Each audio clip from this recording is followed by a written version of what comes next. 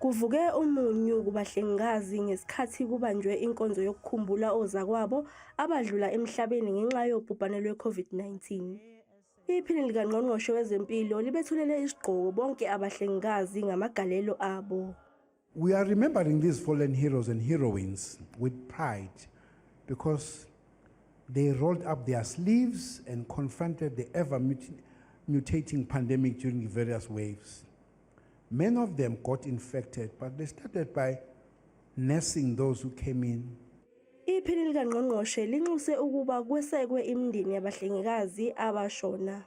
We need to go around the country and maybe support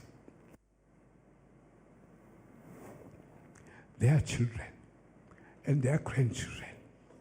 Emva kwenkulumo yephini likaNgqongqoshe wezempilo, kuvulwe indawo yesikhumbuzo esasakhiweni esaziwa ngokuthi isisile yamakhiwane building ePitoli. Bangaphezulu kwe1,300 odokotela abashona emva kokubheduka kwegciwane le-COVID-19 kulelizwe ngo-2020. Lubhubhane lwakhahlameza kakhulu umkhakha wezempilo nokwaba nomphumela wokuba kuhlonzwe isimo sezenhlekelele ukubhekana naso.